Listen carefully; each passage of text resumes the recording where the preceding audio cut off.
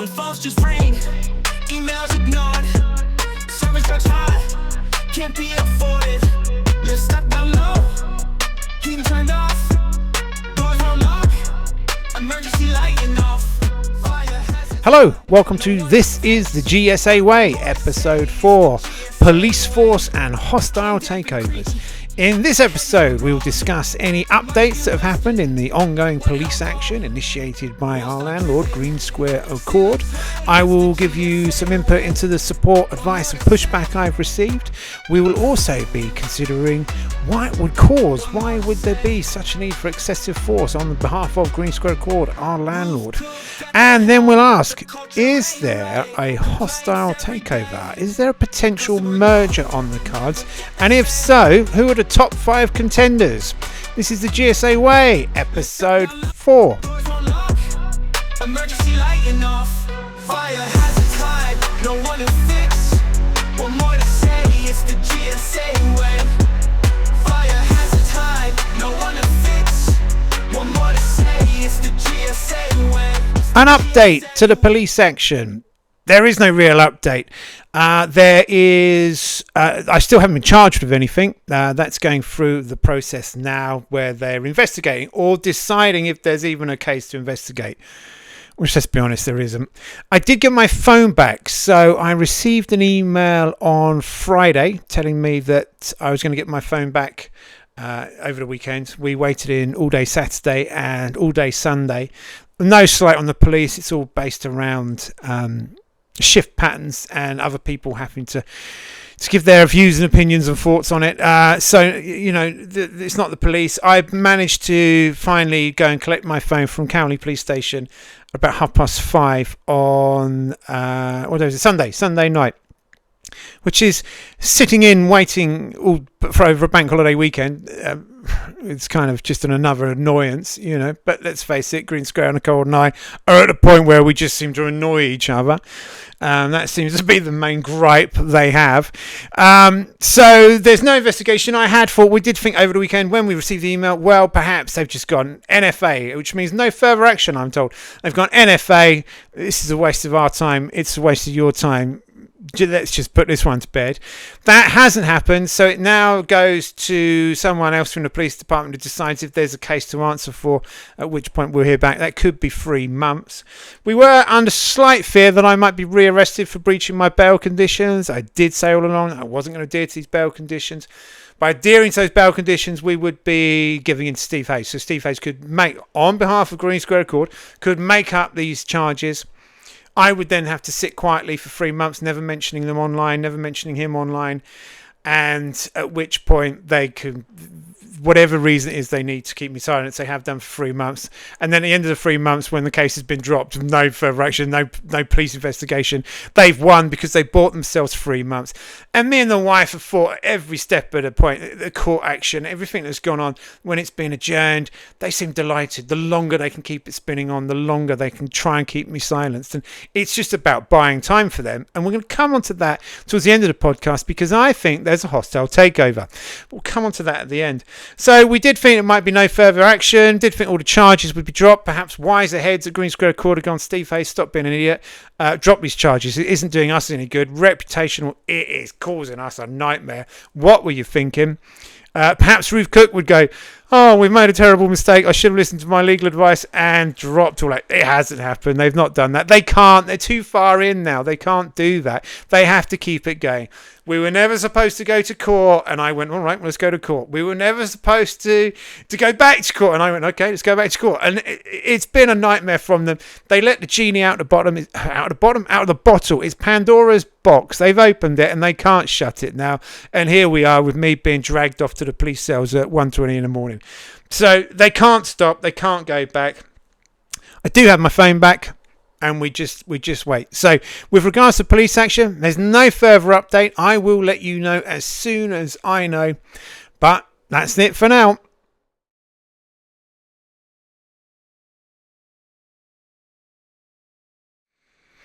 Support and pushback. So most of my friends I've known my newest friends, if you like, I've known for over 20 years. And my oldest friends I've known since I was sort of 12. so nearly 40 years. There's a lot of them are, really supportive. They're obviously worried. Some have, expressed concern. You've got to let this go. You've got to drop this. And I don't blame people for that at all. I don't blame people in the sector for saying this. It's my fault for not explaining it properly to you. It's my fault for not being able to correctly articulate why this is so important, not just to me, but to other residents of GreenSquareAccord and the wider sector.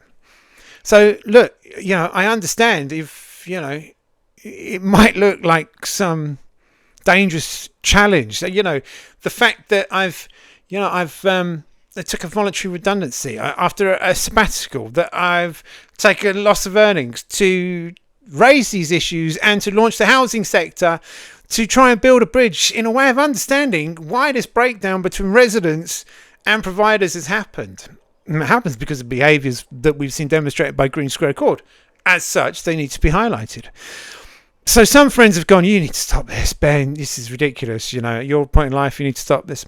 And I get that. I've not explained it properly. So as more and more time passes, as I speak to my wife, she's obviously supporting me, and they'll come round to seeing it. But other friends have been supportive and worried, as are sort of family members. They're worried about it. They understand why I'm doing it. And, dare I suggest there's a bit of pride there. You're doing something that's noble. You have to stand up when things are wrong, when things aren't fair. You have to voice them. When you're right, you have to fight. The sector has again remained mostly silent. There was a lot more support on LinkedIn than there normally is when I was arrested. And there have been lots of personal private messages that have come through via email and the LinkedIn Messenger. So the sector's kind of watching with interest to think, really, is this how we behave? Is this how we deal with issues? Is this how we deal with criticism? Perhaps some of them are worried that my attention might then refocus on them at a later date. Who knows? There is a comment that I do want to read to you. This is no slight against the person that made it. I actually really like the person that made it. I mean, we've never met. We've only ever communicated online and different sort of online forums and whatnot. This person's a good egg. Someone I genuinely like and have a lot of time and respect for. But that comment was, I'll keep supporting you in any way I can without jeopardising my livelihood. Most independents just can't risk our reputation by supporting you. Now, look, I get that. I understand that. I do. But the flip side of that, history is full of people who sat silent and did nothing. We just don't remember their names.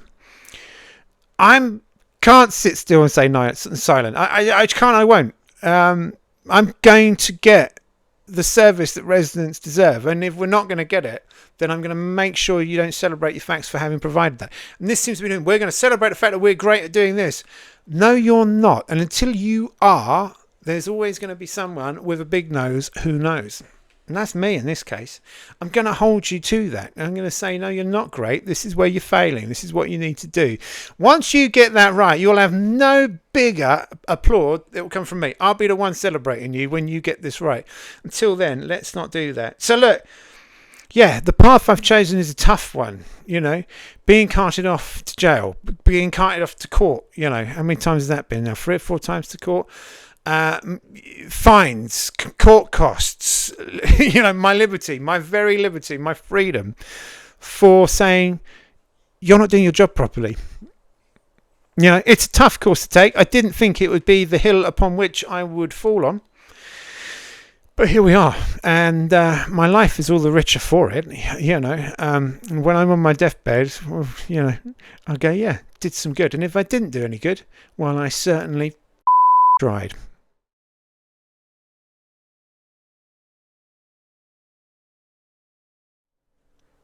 Why do we think GreenSquareAccord are going to such action? It's not to manage their reputation. That's certainly not helping. So let's have a look. We'll break this down into 4 sections. Those 4 sections are the legal advice, eviction, narrative, and jobs. Legal advice. I should imagine that their legal team have at some point gone, we can't keep taking this fella to court. This is not looking good for us. It is not a cost-effective way to silence criticism. They could be that they've just gone, there's nothing else we can do through the courts. It's clear that this charge isn't going to stick through the courts. As such, the only option we have now is to up the ante. Let's get the police involved and say it's harassment on a particular member of the team. It's a personal attack. It's harassment on him. And the fact that he's named and he's saying that I'm stalking him at events that I don't go to, that I'm sending him countless emails, which, it just isn't the case. He was one of the persons on copy of a lot of emails that were going to a service provider who was not providing a service. And I have not turned up at events. But perhaps having exhausted financially and legally what they could hope to expect from court action, which has all been dismissed out of hand and they've had to pay for, perhaps this was just the next step. The legal team have gone, we're not getting involved anymore. We've told you that this isn't going to work. And Ruth Cook has gone, I need someone to say this. And Steve Hayes has gone, I'll do it, miss. Please, I'll do it. So perhaps that's it. Perhaps the court has run its course. They can't do that. We'll try and get them another way. Eviction. GreenSquareAccord have denied me as a resident for some time. I can't think, and I'll have a look, see if I can put it up.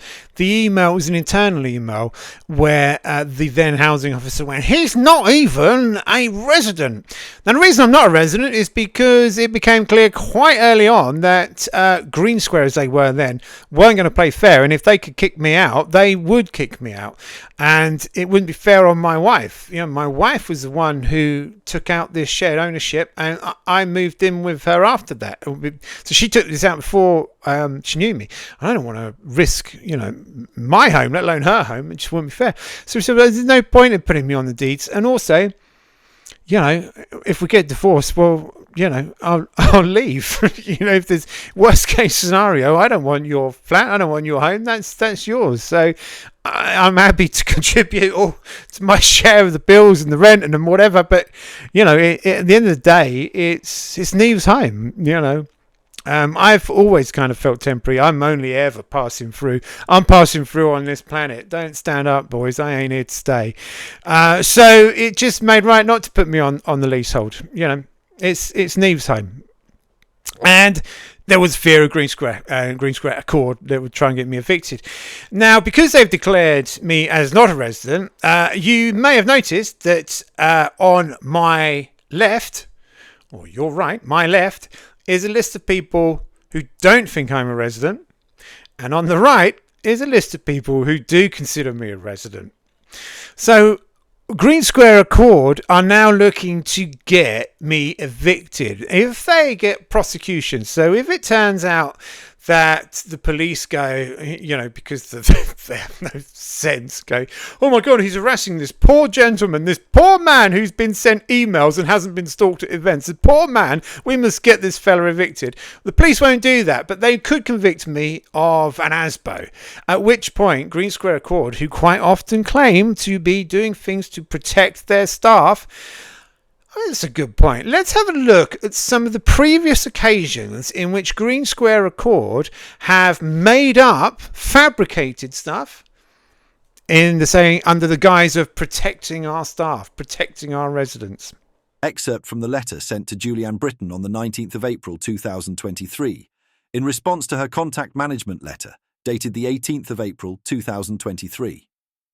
I am outraged at the suggestion that I would partake in such an action of sharing addresses. I do not know the address of any of your colleagues, and if an address is published online, it is accessible to all.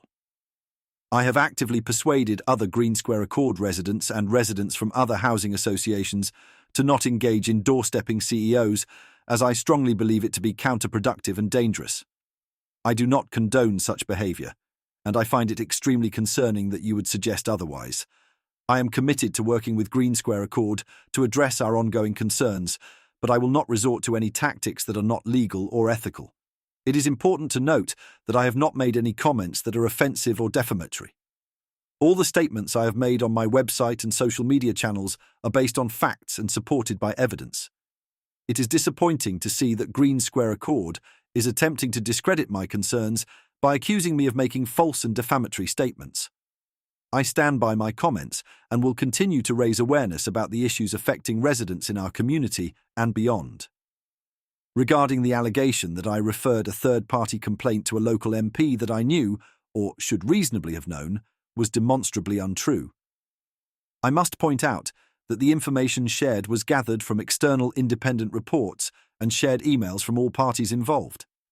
These reports highlighted the unsafe living conditions of 12 vulnerable residents in Birmingham and the extent to which GreenSquareAccord has gone to ignore safety issues. Before publishing the article, I emailed GreenSquareAccord, the 20th of March 2023, providing the opportunity to respond if GreenSquareAccord felt any of the content was untrue. However, GreenSquareAccord did not respond. Furthermore, I'm extremely cautious about what I share online and always ensure that the information I share is accurate and well supported. This is due to the fact that when I created the GreenSquareAccord residents website, the first response from GreenSquareAccord was to threaten me with legal action. This response undermines GreenSquareAccord's stated commitment to having the customer at the heart of everything they do and to work with residents to make GreenSquareAccord a better landlord. I would like to clarify that I was not asked by GreenSquareAccord to delete any email addresses of former members of the customer panel. Furthermore, the email addresses were personal, and as such it is not within GreenSquareAccord's jurisdiction to dictate who I can and cannot contact. I did not further contact individuals who did not respond to my initial email. Regarding the social media accounts, I would like to clarify that I have not attempted to contact anyone through their personal social media accounts. All accounts I have contacted were affiliated with GreenSquareAccord. I have only responded to posts made on these accounts when they incorrectly support the notion that GreenSquareAccord is a brilliant landlord. Until GreenSquareAccord is able to provide an acceptable level of standard in accordance with these posts, I will continue to respond. I am deeply troubled by the accusations made against me and to discover that GreenSquareAccord discuss myself, and presumably other residents, as unpleasant, creepy, and disturbing. These allegations are unfounded, and I deny any wrongdoing. I have only highlighted concerns and issues that I believe require attention and resolution. It's disappointing that these allegations are being used to bully me. As a resident, I have the right to express my concerns and voice my opinions. It's not appropriate for GreenSquareAccord to engage in name-calling or discuss residents in a disrespectful manner. These accusations demonstrate a clear disconnect from the values outlined in the GSA way and suggest a toxic work environment.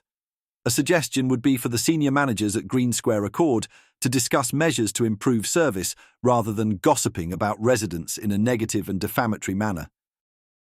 I urge GreenSquareAccord to investigate these accusations and to provide me with examples so I can better tailor my responses.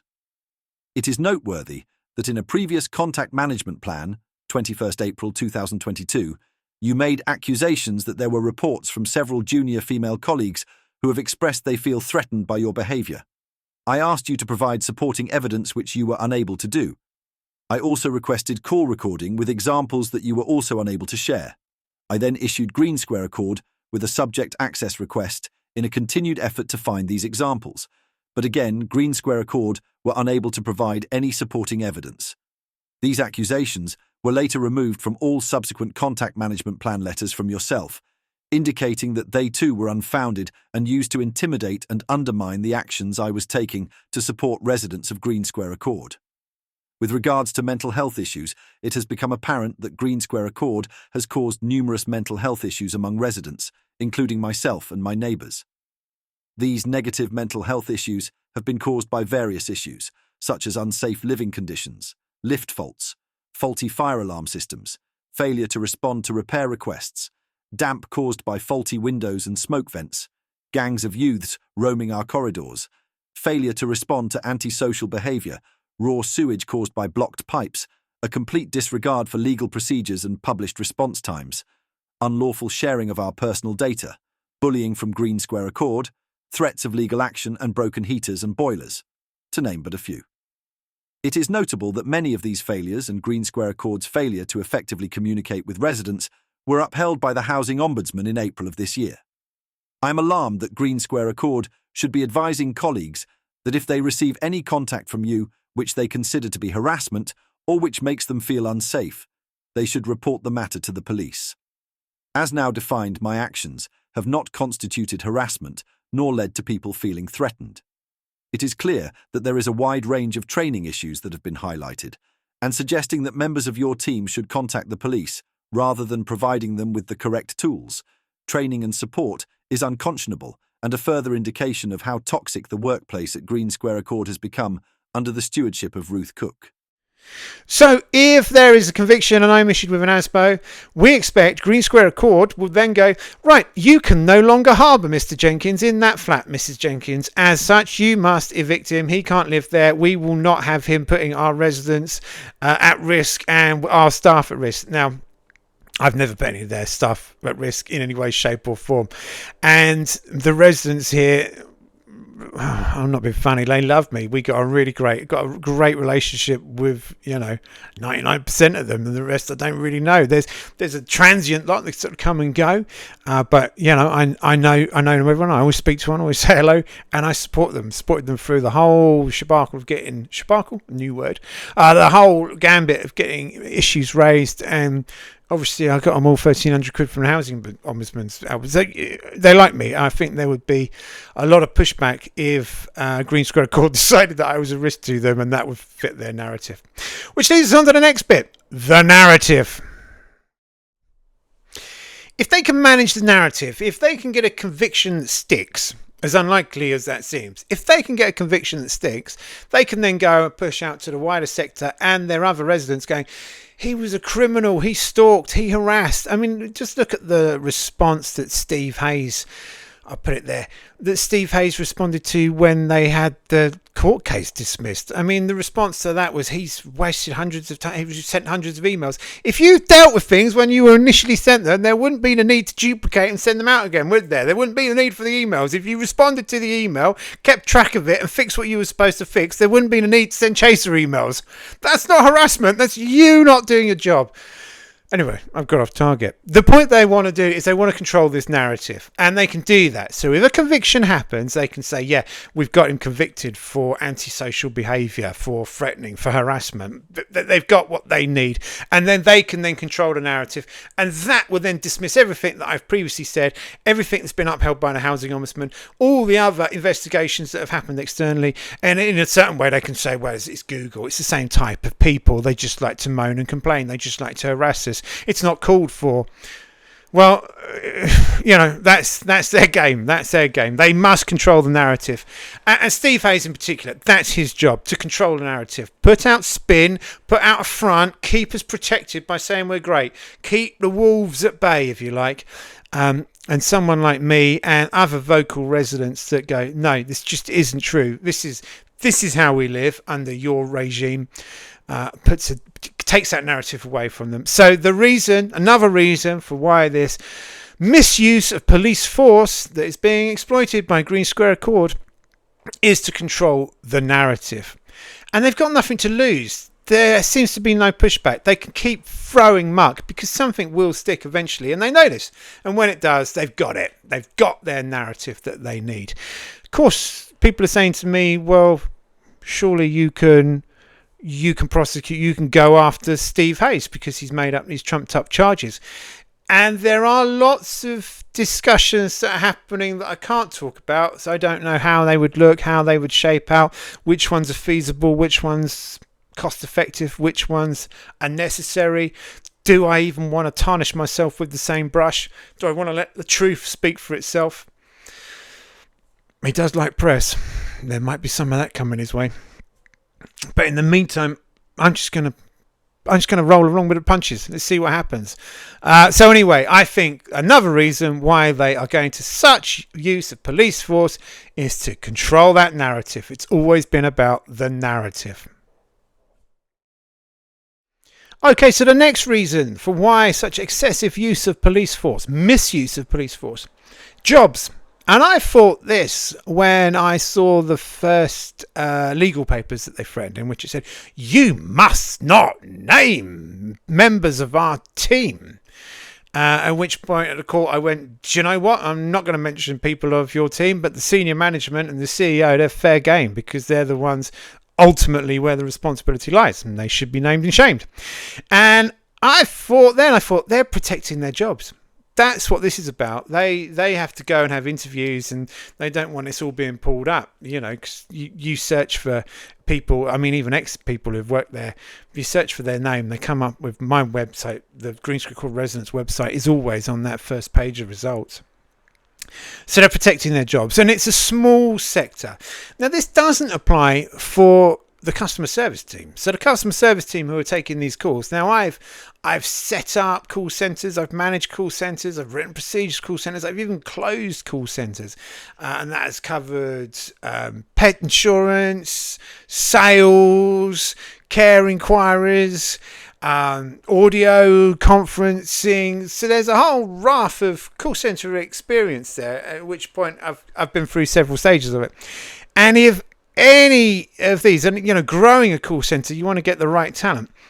And if a call centre agent came to me and said, I worked at GreenSquareAccord, I would go, my God, you've trained hard. If you've dealt with customers repeatedly calling you because what you told them last week, yesterday, day before, month before, still hasn't happened, and they've still got a leak, they've still got damp mould, they've still got windows they can't shut, they've still got faulty smoke alarms. If you kept dealing with those, you have trained hard. When you get into a proper customer service environment where it's not about just going, yeah, we've passed it on, we've dealt with it, we've passed it on, we've dealt it on, to be lost in the middle. Once you've done that and dealt with those customers who've got more and more irate and angry, and remember, we're not talking about a jumper that doesn't fit or a phone that doesn't work. We're talking about people's homes. You've dealt with that much of frontline action. It'd be a walk in the park for you to work in any other call centre environment. So your skills are completely transferable, and it's why I don't name customer service agents. They're not to blame. It is beyond them. The next line would be the repair guys, the engineers and the repair guys that come out. My God, you guys could come out. I mean, set yourself up. I'll help you with websites and inquiries if you want. You could happily work within your own geography, in your own towns, in your own villages, repairing things. You could be a handyman repairman. Get yourself, you've got your tools in your van, go out and repair people's homes. You could do that. You could almost self-employ yourself to work for the likes of GreenSquareAccord because, they're desperate for people. Your skill set is transferable. And again, it's not your fault that you're having to deal with broken assets in a cheap way, with tools that aren't there, with parts that aren't in the right place. So again, no one blames you, and those skills would be transferable. You'd be quite a commodity. A local builder looking for someone with a whole range of skills, you'd be number one on the list. When it comes to the sort of middle, top and senior leadership team, well, let's imagine for 1 minute that they're in a competency-based interview. And the first question, is how do you deal with customer issues? Oh, we pretty much ignore them. Oh, and what happens when you ignore them? Well, they complain, and we pretty much ignore that complaint. And if we can't ignore that complaint, then we'll raise it a couple of levels, and then we'll ignore 50% of that complaint and close it, either as upheld or not upheld. And what happens if they go to the housing ombudsman? Well, there'll be a big investigation. We'll deny everything. We'll send records late, and then we'll argue that their judgment is wrong. And if that doesn't work, we'll just pay the fine, and we still won't fix the issues. Oh, and what happens if they keep complaining? We'll take them to court. And what happens if they keep complaining? The court case gets dismissed and they keep on complaining. We'll have them arrested at 1 a.m. in the morning. You name any other sector where you could treat your customer database like that. Imagine if Smith's Paper Company up the road, who sells stationery, treated their customers like that. Well, they wouldn't have any customers, would they? And this way the housing sector has this team of people. They all go, it's because I have a passion for housing. No, it's because you can't transfer these skills out of it because you can't treat your customers. Your customers are trapped in your product. So you can't escape. We can't just get out. I mean, we can, but it's long-winded enough. And we shouldn't have to. You should do your job. And when you deal with customer complaints, well, we just ignore them. And then we prosecute them. And then we claim they're harassing us. Yeah, what happened to this guy? Well, he kept complaining about issues that were justified and were upheld by the housing ombudsman. So we had him arrested. How dare he? You name me one other sector that most of these guys in this senior leadership team could work in. Just wouldn't be, would it? I mean, even their legal consults. So tell me, how have you dealt with issues?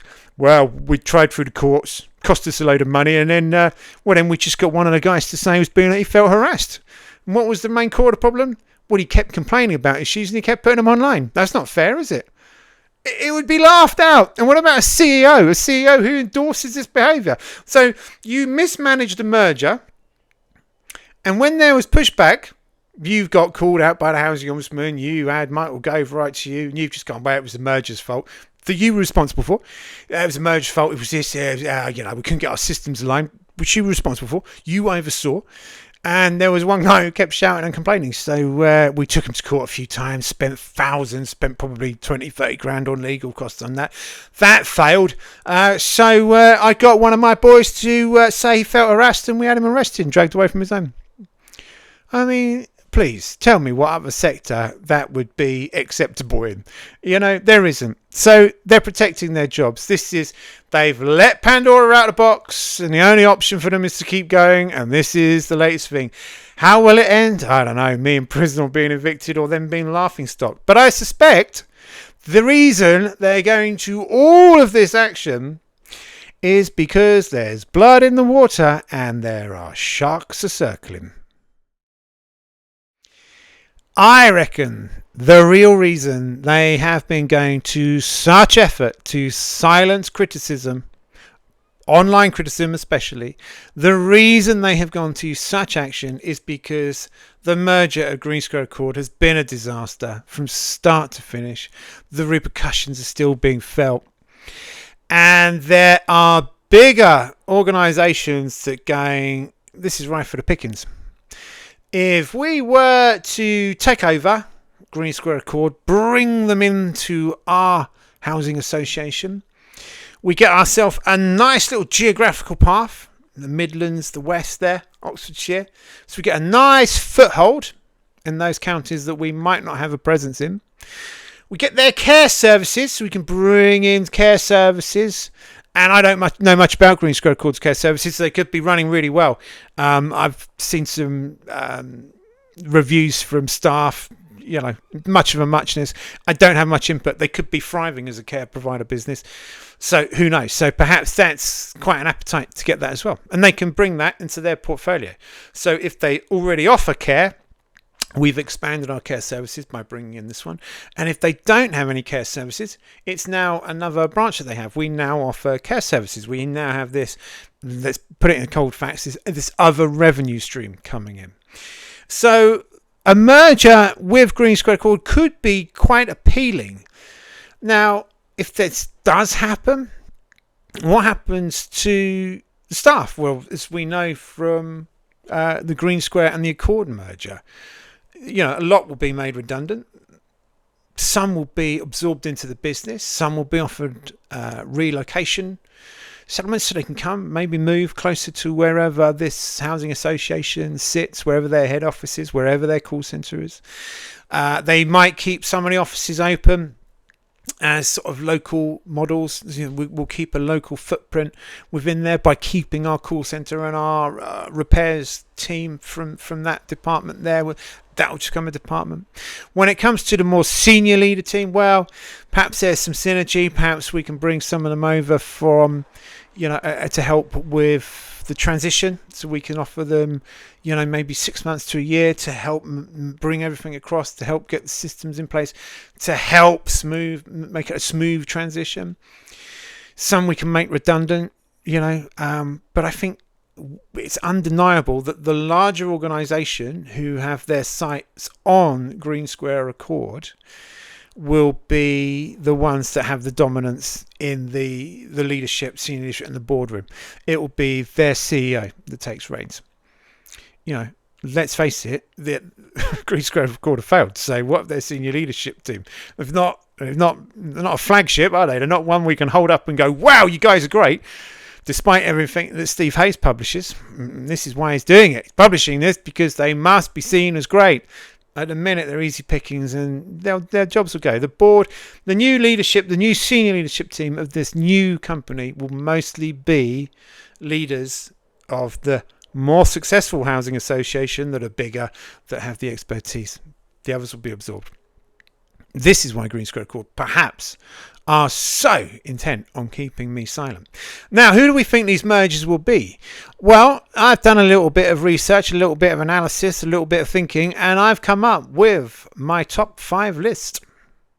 Anchor Hanover, being the largest provider of housing and care for older people, could benefit significantly from GreenSquareAccord's experience and infrastructure in care services. This merger would enable Anchor Hanover to expand its care home and support services, particularly in the West Midlands.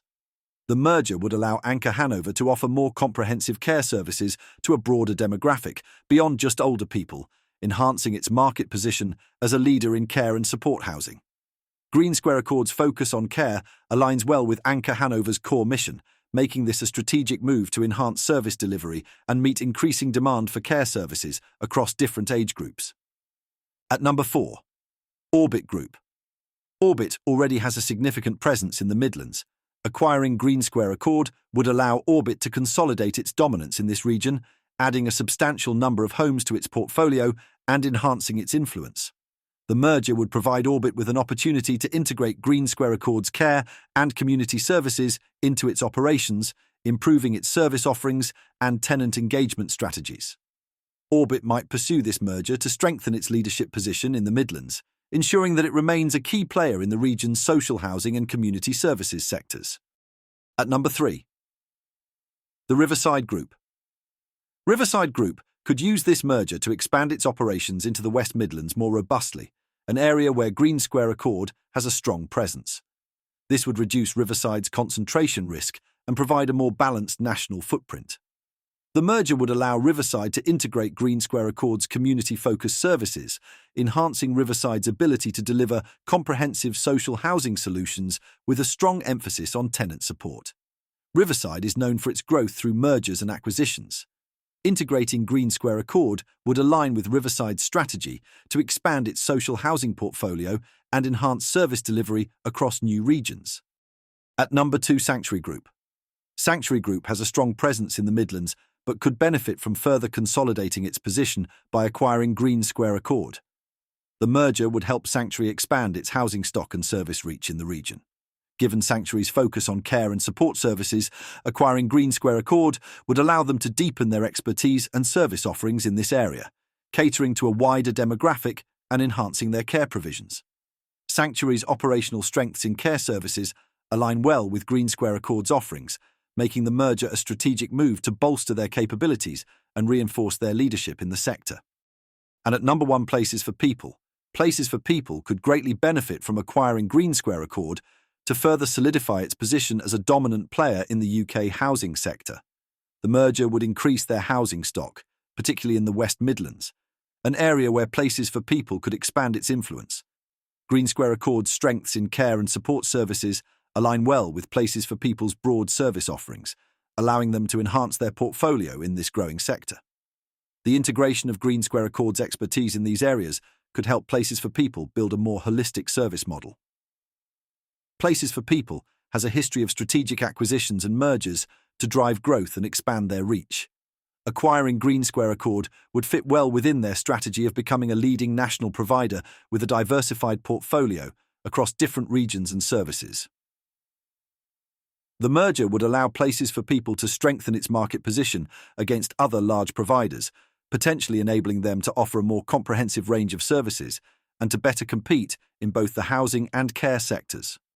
So what are my thoughts on a merger? Well, we don't want to go through another one. I mean, the one between GreenSquareAccord has been a disaster, as we now know. It's public record. Ruth Cook even admitting in her response to the Housing Ombudsman and to Michael Gove, it was all a merger. And they rushed it. They didn't do proper due diligence. And they brought on a load of stock which they didn't have a true understanding of the state of it. And they're now having to sell it off as dilapidated stock. And along with the stock that they already had crumbling from their previous mergers where they've taken on. And, before I moved in here, when my wife moved in, she was one of the sort of early people to move in. And no one else has lived in this flat other than her. It was a different housing company, and they had an office up the road, and they were great. They had that local presence, they had that focus, and then GreenSquare came along and it just started to go downhill, and it's been going downhill ever since. So I'm apprehensive about mergers. I think mergers make bigger housing associations with fewer CEOs in charge of more stock, and you lose that human connection. Look, I understand that financially it's perhaps the only way they can properly survive. They need to have that security. They need to have that funds in place. So if they have to replace 600 roofs, they've got the bank balance to do it, or the ability to build the loan to cover those costs.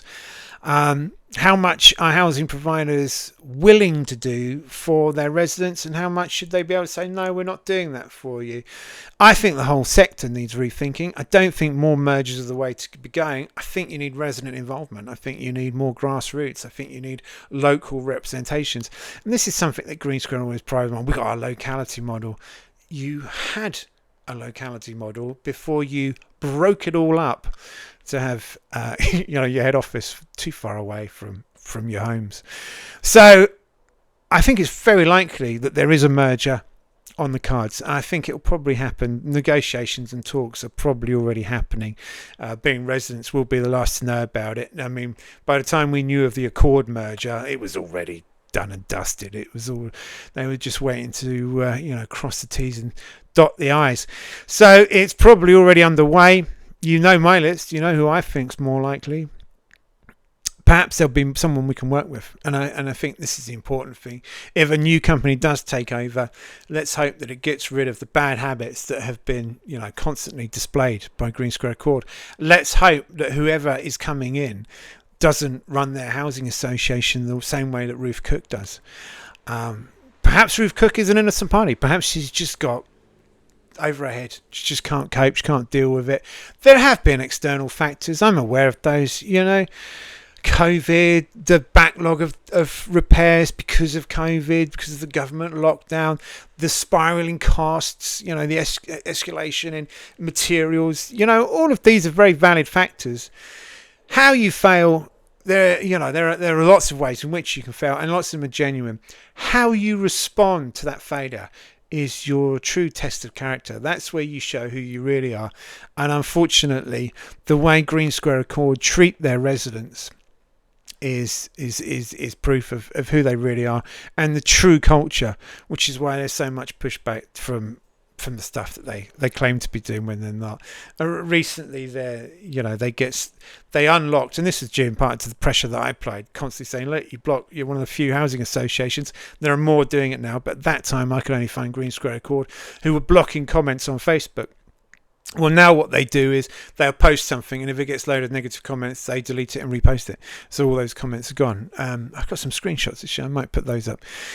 Maybe there'll be something else we'll do. We'll do that in another podcast because we've got lots of podcasts coming up. But for now, I think there's another merger on the cards. We have to hope it's for the better. We have to hope that it gets rid of the negative influences within GreenSquareAccord who have grown too big too quickly and frankly are out of their depth. Okay, so there we have it. Another podcast of the GSA way. That was episode 4. Look, some final thoughts in conclusion. Do I think there'll be another merger? Yeah, I think so. I think it is inevitable. Will there be changes at the top? Yeah, it has to be because there's flawed leadership there. The fact that their board stay so quietly and let them run amok doing this, and there has to be changes at the top. GreenSquareAccord cannot survive its current state. Will the police have to waste more time investigating? Yep, it's GreenSquareAccord haven't said Steve Hayes drop this action. So yeah, they're going to have to waste more time and resources. And most of the sort of support from residents, past and old, some of them I've stayed in contact who moved out, said all the public resources they waited when we had fire engines turning up 3 or 4 times a month at the middle of the night because of the faulty smoke alarm. How much public resource do they wish to waste? They are costing society money rather than providing communities that thrive and survive. So yeah, they seem content on wasting on time. Just going to waste court costs, their own money, waste police time, and on the hope that something sticks. Will I countersue GreenSquareAccord, and in particular Steve Hayes? Who knows? I'm having conversations. I'm viewing my options. Who knows? I think it would be foolhardy. I think I still say mediation, and some of my critics said, I don't think you really want mediation with them. Well, of course I do. I've been offering it all along. We're stuck in their homes that they can't manage. But I don't think anyone has the guts, the balls, or the inclination. They're going to keep the legal action going. They're going to keep throwing stuff. That's the GSA way. That's the way they deal with problems. Deny, hide, deny. And then prosecute where we can. Get people thrown in prison and dragged away from their wives at 1 a.m. in the morning. Has Steve Hayes opened himself to a harassment charge? Good done, really, hasn't it? I mean, what evidence has he provided? There isn't any. He did tell them that I was violent and just could be violent. Yeah, violent and dangerous. Dangerous and violent, I think he said. Which is why 6 of them turned up. So, where's the evidence of that? We've already gone through the ways that they've tried to smear my personal character. None of it's true, by the way. I've never been violent in my life. It's just not in my nature. Has him by sucking up to his CEO, I've got this one covered, don't you worry, Mum, I'll get him on this one. Has him doing that meant that, he's now opened himself up to a charge? Alright, that's the GSA Way podcast. That's episode 4. Thank you very much for your support. As soon as I have an update, I'll let you know. And if it isn't from me updating, it will be my wife saying he's in prison. God bless you all. Thank you very much. But the culture ain't right. Complaints every day. Customer ignored, never get the say.